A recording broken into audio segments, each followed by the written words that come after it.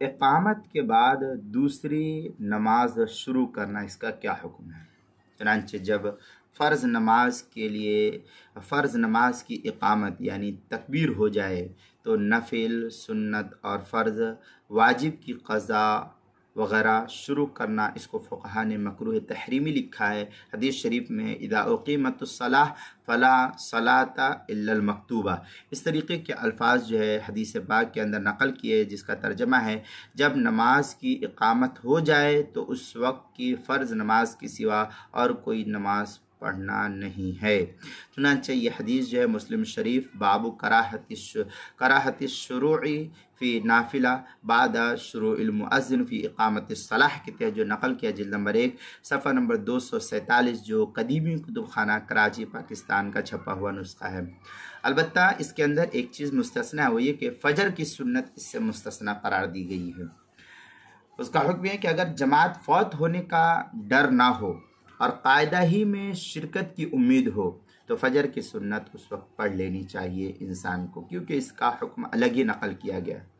لیکن جماعت کی سب سے دور پڑھے، ایسا نہ ہو کہ بیچ مسجد میں آ کر کے جماعت جب شروع ہو رہی ہے تو اس وقت جا کر کے پڑھے، ایسا نہیں، بلکہ کنارے کسی گوشے میں جا کر کے کسی ستون کے آڑ میں جو ہے آ کر کے پڑھے۔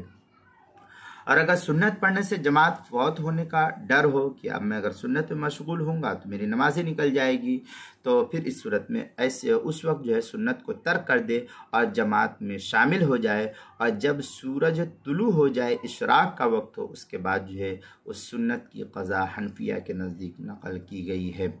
چنانچہ اس سلسلے میں جو ہے یہ عبارت نقل کی ہے فتاوی شامی کی، وَإِذَا خَافَ فَوْتُ رَكْعَةِ الْفَجْرِ لِاشْتِغَالِهَا بِسُنَّتِهَا تَرْكُهَا لِكَوْنِ الْجَمَاعَ أَكْمَلُ وَإِلَّا بِأَنَّ الرَّجَاءَ أَدْرَكَ رَكْعَةً فِي ظَاهِرِ الْمَذْهَبِ، اس طریقے کے الفاظ جو ہے فتاوی شامی جلد نمبر 2 صفحہ نمبر 56 باب ادراک الفریدہ، جو HM سعید کراچی پاکستان کا چھپا ہوا نسخہ، اس کے اندر فتاوی ہندیہ پہلی جلد صفحہ 120 الباب العاشر فی ادراک الفریدہ، جو بلوچستان بک ڈیپو کا چھپا ہوا نسخہ ہے، اس کے اندر اسی طریقے سے